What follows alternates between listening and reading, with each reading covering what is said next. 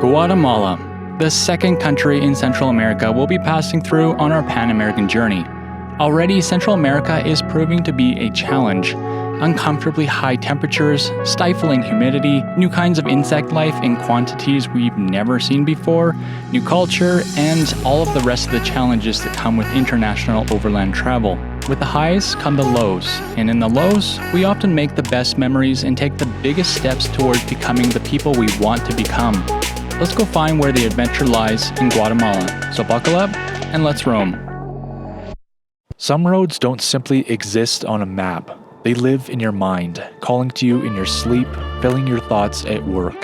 The Pan-American Highway, a road spanning the length of North and South America, a 30,000-kilometer road trip through more than 15 countries, is that road for us. Life to us is nothing more than a collection of moments, and we want to fill our moments with adventure. So for 18 months, we'll be driving south from Tuktoyakta, Canada, all the way to Ushuaia, Argentina. From the Arctic to the Andes, through deserts, jungles, and the unknown, we'll live and wander in our self-built adventure mobile, seeking stories, chasing landscapes, and redefining what it means to us to be modern-day explorers. This is our journey.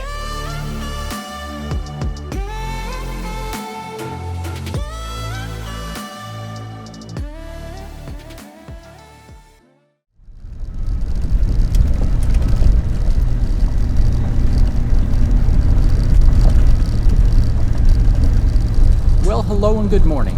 It is 7:40. We are about 20 minutes from the Guatemala border, still in Belize, and it is a border crossing day. Once we cross the border, we will be meeting up with Daniel and Josephine and continuing on through Guatemala for the next month, maybe a little bit more. We shall see. But we've got to get across this border first, so let's go do that. Border crossings are going to become a really common activity in the following months, with 5 borders left to cross before shipping our van to South America. Luckily, we're not the first to do this, and there have been those that have made the effort to write instructions that make our lives and the lives of many other travelers a lot easier.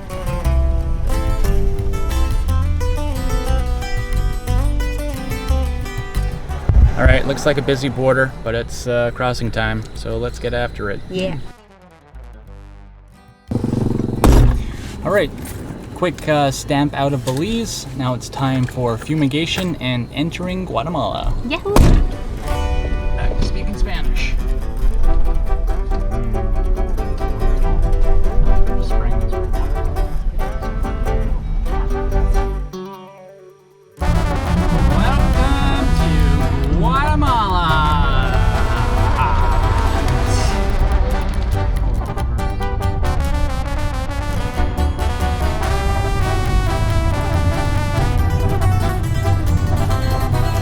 All right, we are officially in Guatemala. That crossing lasted about an hour and 15 minutes, so it was Super easy. Yeah, Relaxed. really, really easy.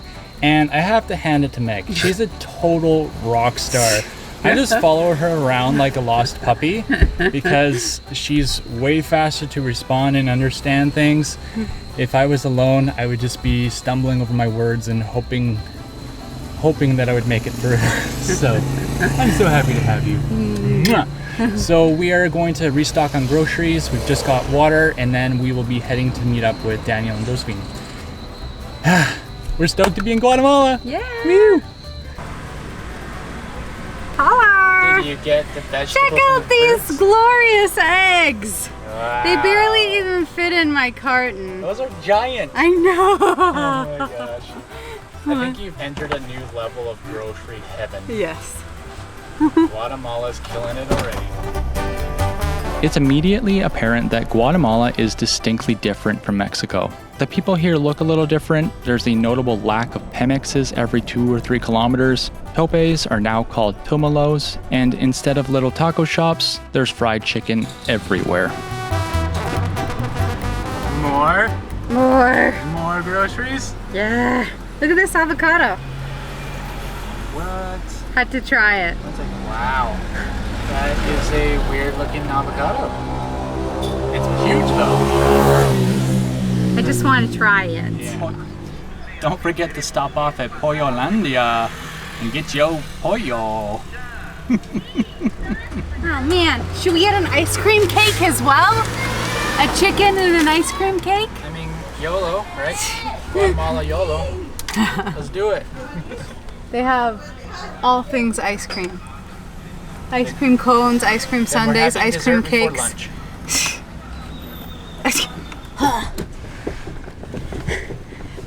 He convinced me to get ice cream before breakfast, really. It wasn't hard to convince her. Breakfast ice cream. Yep. It's coffee flavored, so it counts as breakfast. Cheers. First ice cream in Guatemala. It's a day of firsts. Oh, how good. A few more kilometers down a bumpy gravel road, we'll reunite with our friends Daniel and Josephine just to turn around and drive another 2 hours back north. These first few days on the road in Guatemala are going to be long and packed with movement. Are they still organizing? Friends again. Yay! We're back! The wolf pack is back. But before we go, a cool off is required in this lukewarm body of water.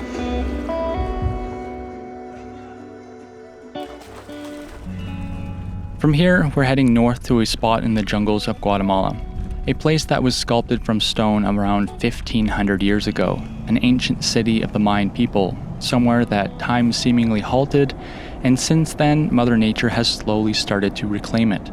We're going to Tikal. We've paid for a tour that will start at 4 o'clock in the morning. From the top of a 70-meter pyramid, we'll be able to watch as the sun slowly creeps its way up and over the jungly horizon. Some kind of military thing over there. Well, we've been here at the entrance to Tikal for, I don't know, half an hour or so, trying to get in. The guys are giving our friends a little bit of grief for having some dogs, but I think we're gonna get in. Well, she paid for the tickets. So we had to pay for the normal entrance, the entrance before sunrise, and camping right now. And then we also are paying for a private guide, which is expensive. So yeah, we're really splashing out here. Hopefully the rest of Central America's cheap. Here we go! Into Tikal. A giant Mayan city.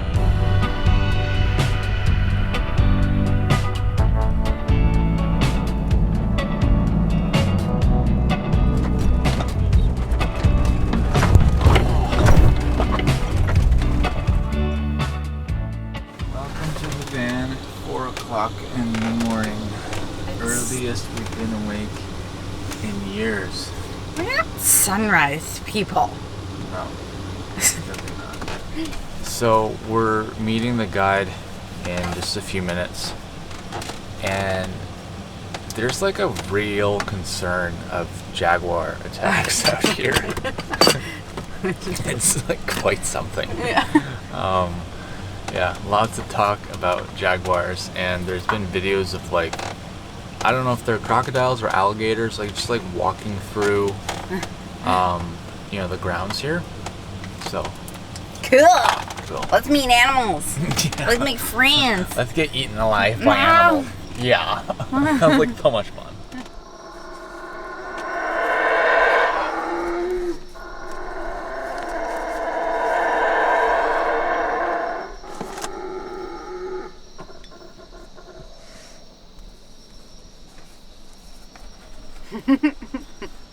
That didn't scare the shit out of me at all. Oh, that is such a terrifying thing. Hidden deep within the dense jungles of northern Guatemala, Tikal rises like a dream carved in stone, an ancient Mayan city swallowed by centuries of silence and foliage. Once home to over 100,000 people at its peak, this sprawling metropolis spans more than 16 square kilometers, its heart anchored by towering limestone temples that pierce the rainforest canopy.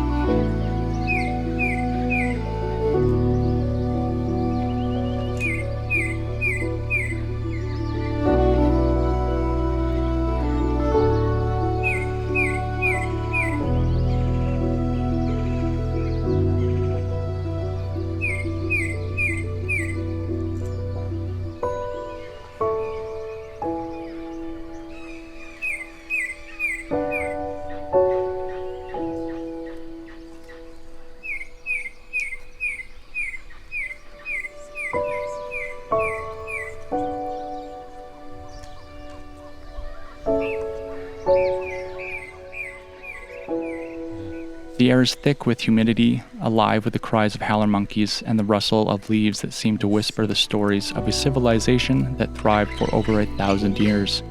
Sunlight filters through the foliage in golden shards, illuminating the grandeur and solitude of this once mighty city.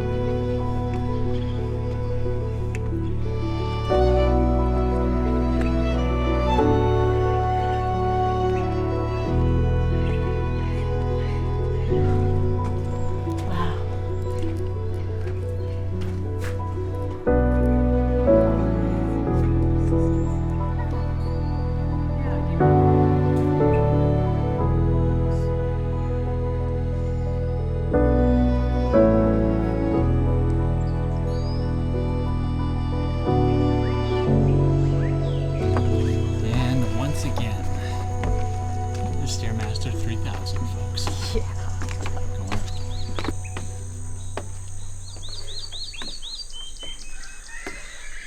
Are you guys tired or something? No, not at all. What are you talking about? I'm just waiting for you. You're not dying. No.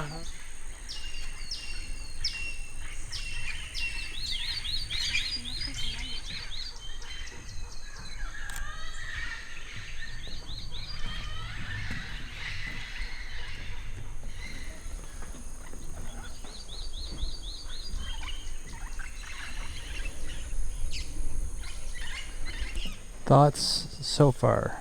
Super, super cool. Definitely far and away better than the other two super uber famous ones we saw. Yeah, definitely. Yeah. The fact that like no one's here right now. Yeah, also that it's just like in the jungle the way it is really cool. Yeah, we had to drive a long ways to get here. Did we? Well, through the jungle, yeah.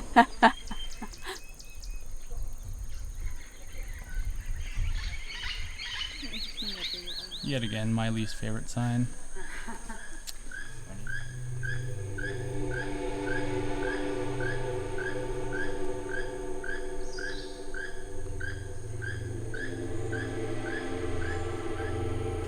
Is it tall enough for you? Just about.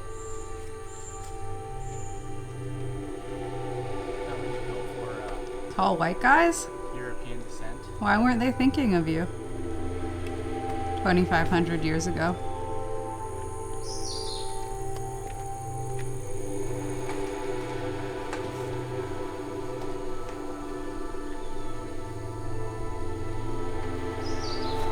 Stairs fit for a giant. Yeah, honestly, I don't believe that Mayans were short people. I think they were actually giants. Because based on these steps, like, come on.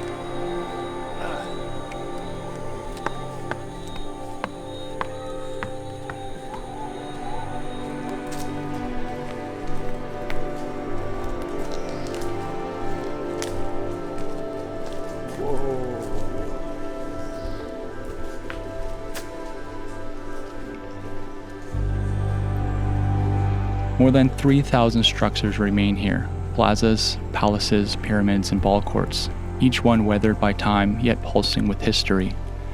Tikal is more than a ruin, it's a living monument to time, power, and the enduring dialogue between nature and human legacy.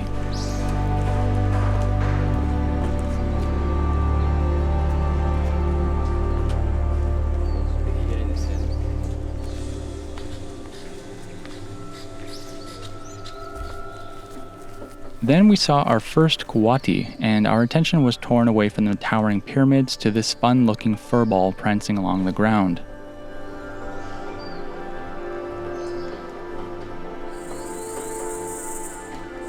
Hey there, you little furball. Come on over. I know someone who's got some pets for you.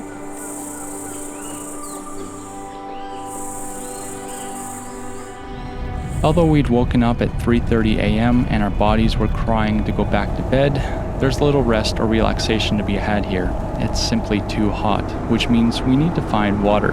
We found somewhere that looks pretty good, but it's 3 hours south of us.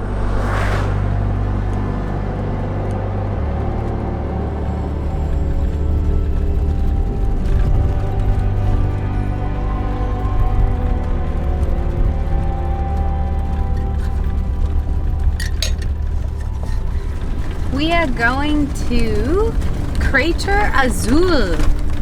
It's a spring, and it makes this like beautiful clear blue pool. And so we're gonna go camp by it because we're so hot. The only thing to do is camp by water. I was looking at the temperatures while we were driving, and it's currently 38 degrees, feels like 42. So it is rather warm outside. We're gonna melt in this country.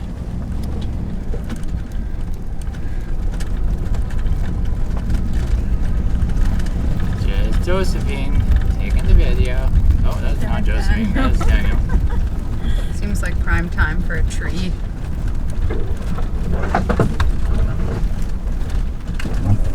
Tree accident. So nice. Well, after a very, very long day of driving, we have finally made it to our camp spot. It has been an extremely long day. We woke up at 3:30 in the morning, and now we're going to chill for a couple nights at Crater Azul. It's a very, very deep spring-fed pond and river. This is so beautiful. Oh my gosh. You guys.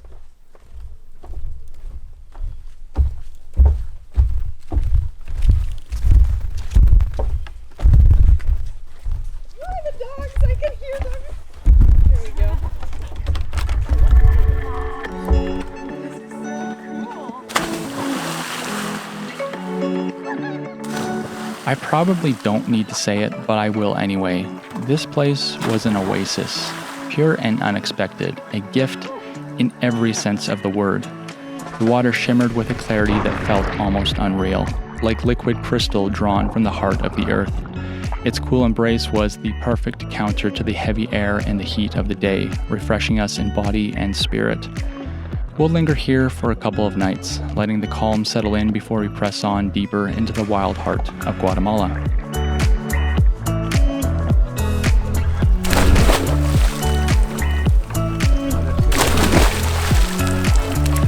In this part of the world, the unfamiliar is slowly becoming second nature, and each day brings lessons written in sun, sweat, and stillness. The heat is omnipresent, thick and inescapable, and the sun feels sharper here, more commanding than anywhere we've ever been. Staying hydrated isn't just good advice, it's pure survival. The tiny fish nibbling at your skin while you're in the water is like the most natural thing in the world, and every step through the water or forest carries the quiet awareness of where not to tread and what might happen if you forget. It's a place that sharpens your senses and humbles you, gently but constantly.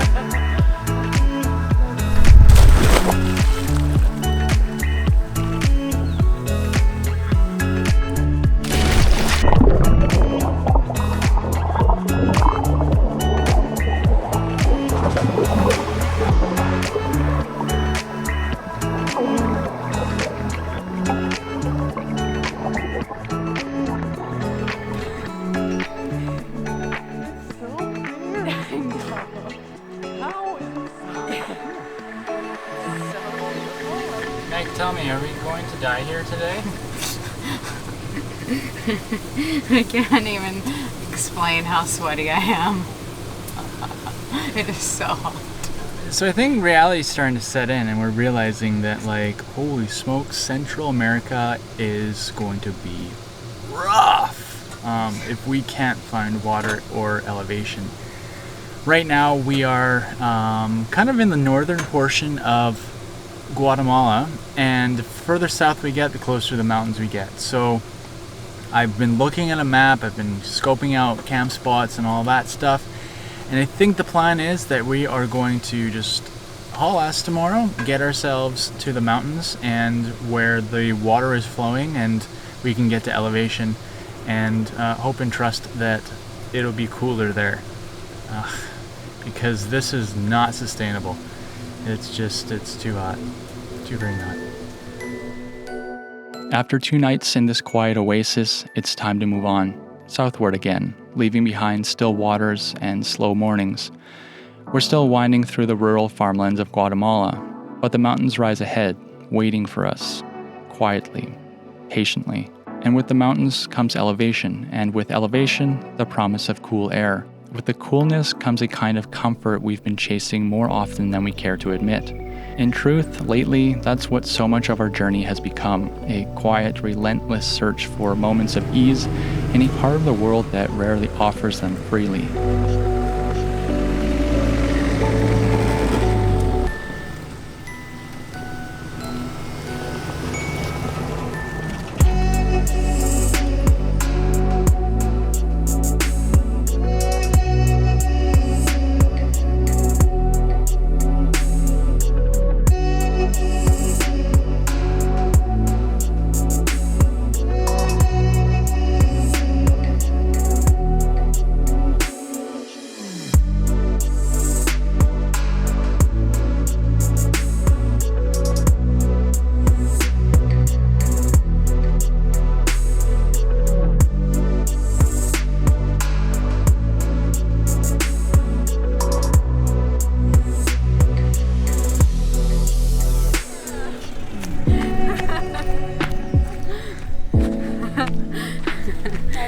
Show you the old farm trick. Put your shoulder right through here. I did! I did! Way to go, babe.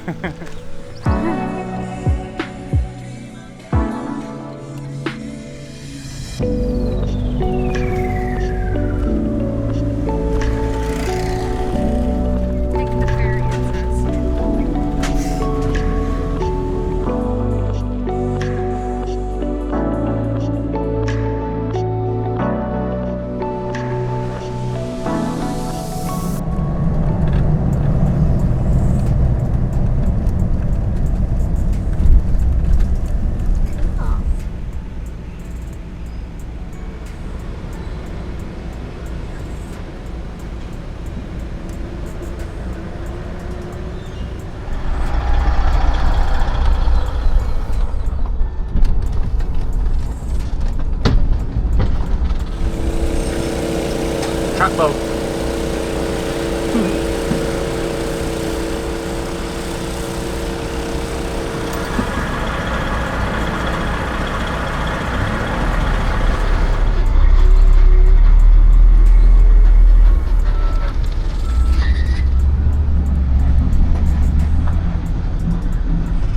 Just going through town to get to the Prefectura.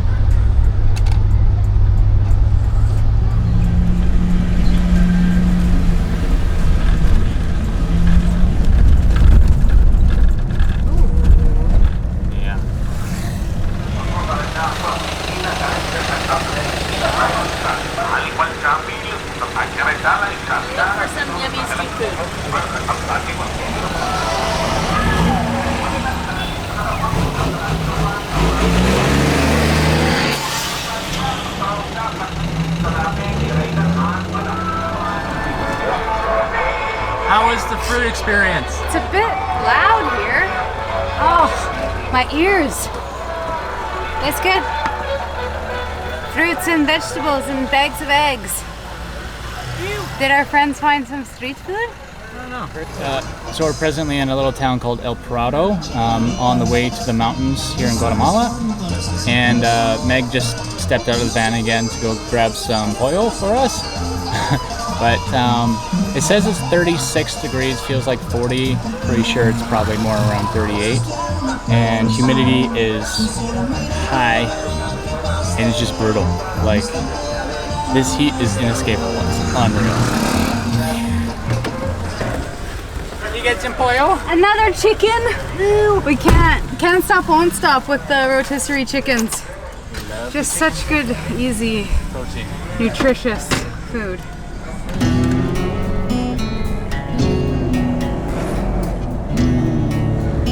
We found the mountains. We found the mountains. We found the mountains. Overlanding brings with it a world of extremes, but not always the ones you see in highlight reels. It's not just the cliffside shelf roads or the remote axle-deep ruts carved through jungle tracks. Sometimes the harshest extremes come from nature herself. Quiet, relentless, and inescapable. Here in Guatemala, we haven't faced death-defying roads or dramatic terrain. What we've come up against is something every overland encounters eventually, the kind of challenge that wears you down slowly. It's the searing, constant heat, the unrelenting insects, the scarcity of peaceful places to rest your head at night. I won't sugarcoat it. We're really struggling. Guatemala has been beautiful, but it hasn't been easy. We knew wild camping would be harder here, and now, deep in Central America, we've entered what feels like a new season on the road, one that clashes with the polished image of van life that you see from a lot of other people. It's hard, it's uncomfortable, and honestly, it's not very fun. But this is part of it. You don't reach the mountaintops without first walking through the valleys, and for us, Central America may well be that valley. There will be bright moments, we know that, but right now, we're on Struggle Street and we're not thriving, we're surviving.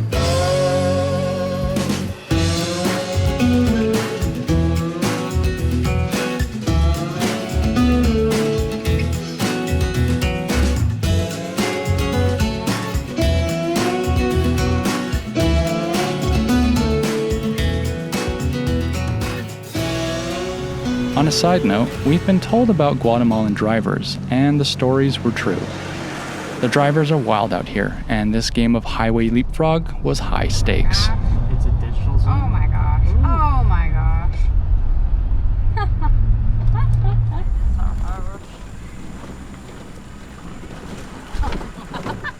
As we'd heard previously from other travelers and confirmed mere hours into our travels through Guatemala, free camping is challenging to find. Much like the Mexican state of Oaxaca, any farmland, which to Guatemalan farmers extends from river valleys to insanely steep mountain slopes, is owned by small, tightly knit communities. So true wild camping is few and far behind.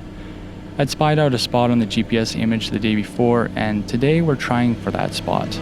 It's been a long day of driving and it's getting late, so we're hopeful it'll work out.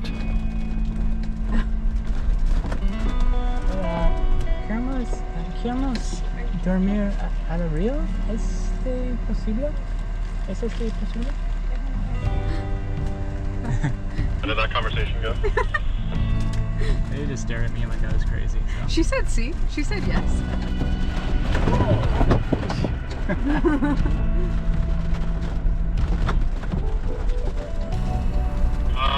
Also got the slightly crazy look, but she said yes.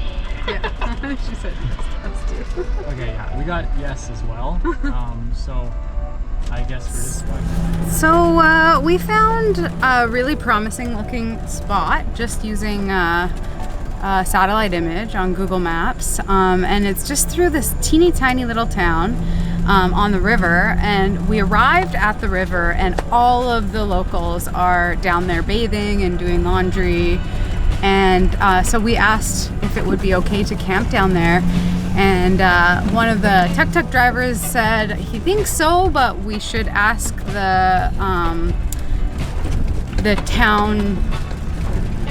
chief in town first, just to make sure. So we are driving back into the little town to go ask the chief, and fingers crossed, because it was so beautiful.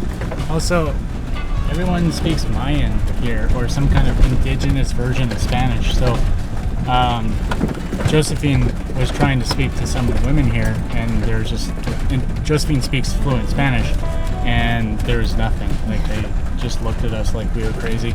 And this guy that's ahead of us, he speaks both the indigenous language and Spanish. So, yep.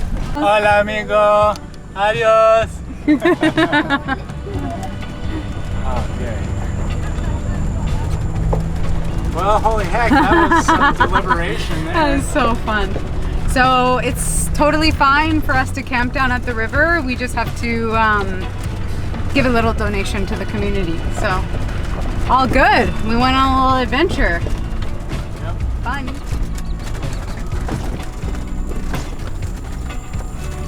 Another lesson, another experience banked. Sometimes these things just take time, and that's something we're gonna have to get used to.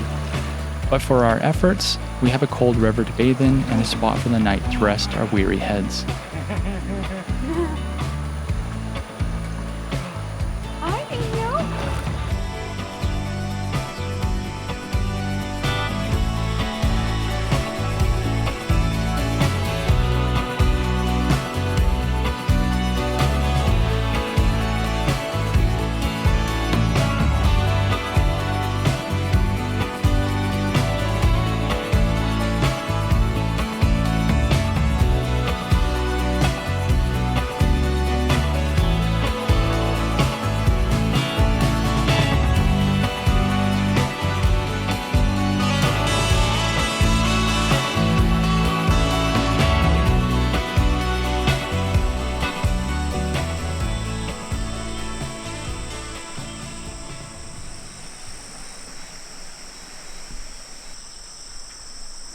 In the morning, we woke to misty mountain valleys, crickets, quietly flowing water, and masses of inquisitive children. We have never felt like such a spectacle before, but perhaps we need to get used to this too. Hola, amigo.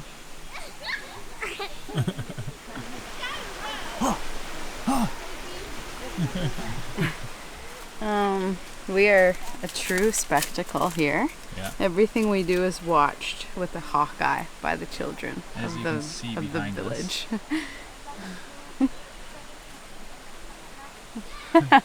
The older ones like. Yeah, not having it.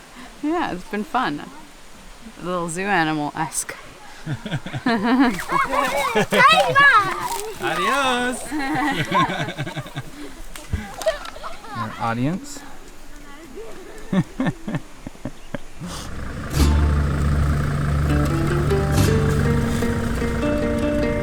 Adios. And so another day of overland adventure begins. We're still moving, still searching for a peaceful and cool spot to settle down for another few nights, the promise of which always remains somewhere out there, just ahead of us.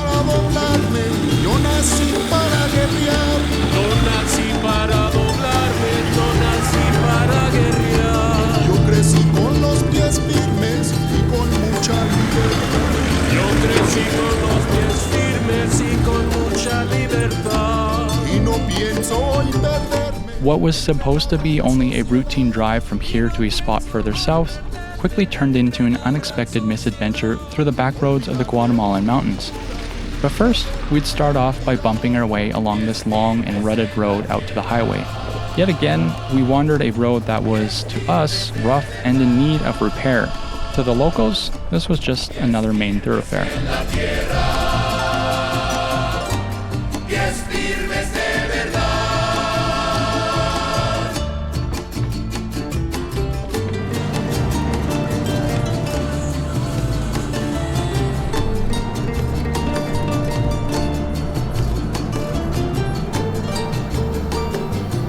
This is exactly about when our routine day of driving became a lot less so. I've stated before that overland travelers like us should never trust Google Maps. Although it can result in some interesting routes, this is about to become what we like to now call a Google special.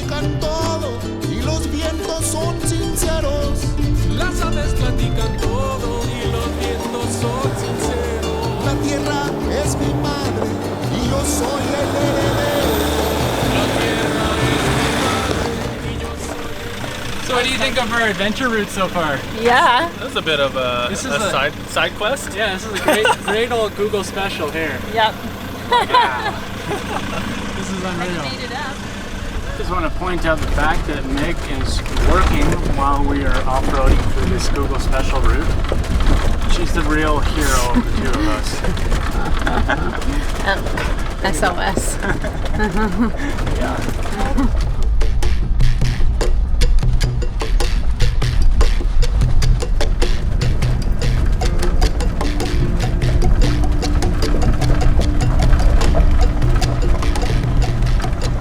Problem. I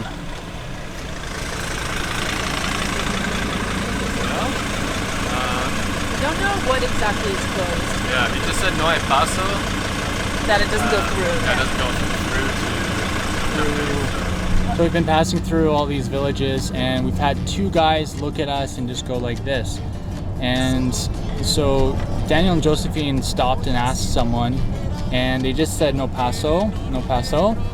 And then a tuk-tuk driver said the same thing to us. So we're just gonna go and find out exactly why we can't pass. We're not entirely sure. It might be a washout. We're still way up in the mountains, so yeah, we'll see. Well, here's the no hay paso. Oh. The gate. We're Okay, working on the road. there's a gate. Cool. Shoot. Friggin' Google. Well, after some chit-chatting and mapping, we are headed back. This road does not go through. There is construction between us and the 5 that we're trying to get to. So, yeah, we're just taking a slightly different route, but it's going to be a lot more of this high mountain, super turny, super tight stuff. Just how it should go.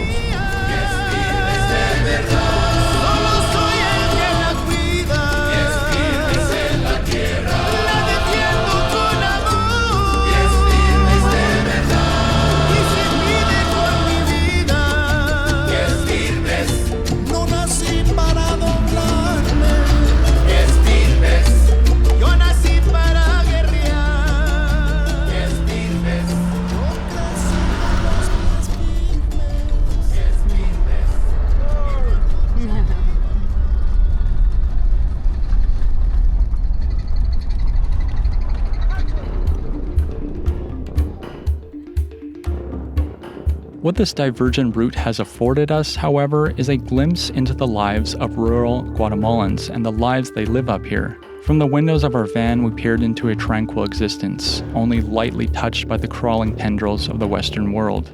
Tradition, culture, and the teachings of old still remain here. This look into another world is probably one that very few other humans not from here will ever see.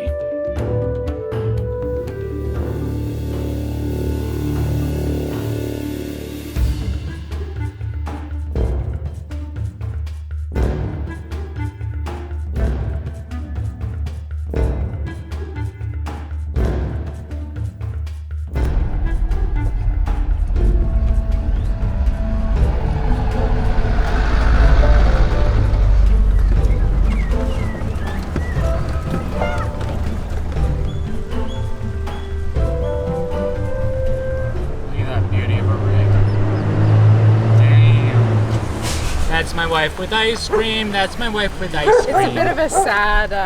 Oh. Yeah, that's a sad cone. But Yeah, here, take it. Okay, Lick okay, it. Lick it. It's been like 3 hours. Our erstwhile detour behind us, we continue on through the mountains to our intended destination. We've chosen Semuk Champi as a suitable place to set up camp for tonight. We've added an additional 2 hours to this journey by attempting the shortcut through the mountains. So we still have an hour and a half left before we can shut off the engines and crack a couple cold ones.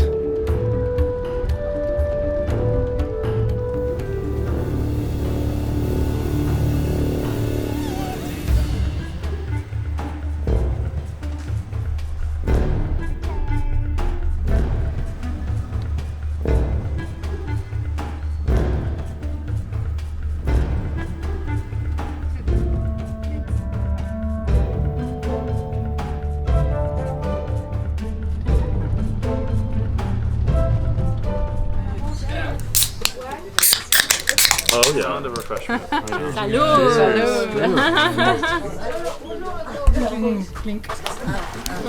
Puede pagar tu gallo, el gallo. Ah, Puede pagar. okay.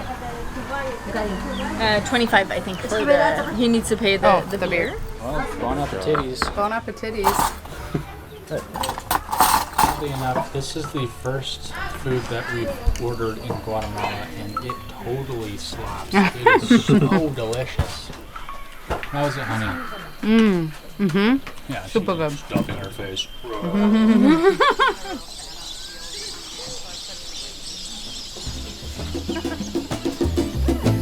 Did I not mention that Simukchampi is another water feature? If you hadn't guessed that by now, perhaps you haven't realized that the only way to survive out here is to hop from one water spot to the next. So here we will stay for the day to remain cool and get sunburned. And I bet you can probably guess which fair-skinned individual got sunburned. Yeah, that was me.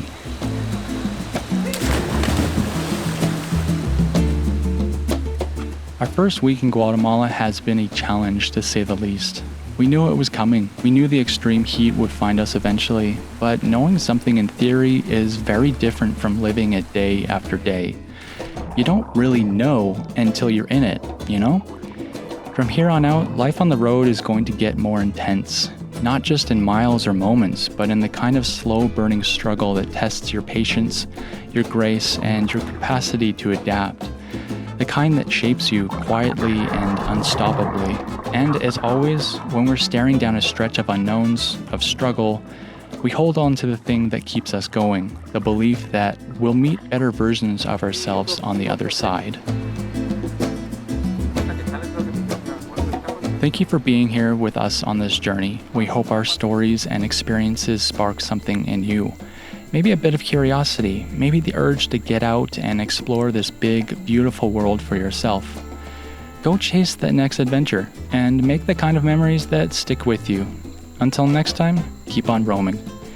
If you'd like to see behind the scenes content, get route and camp spot information, or if you'd just like to help support us by putting some gas in our tank each month, you can contribute on Patreon. Oh, hey there, and before you go, don't forget to go on over to slowroamers.com to get yourself some rad Slow Roamers merch. And for additional photos and commentary on our journey, you can follow along on Facebook and Instagram.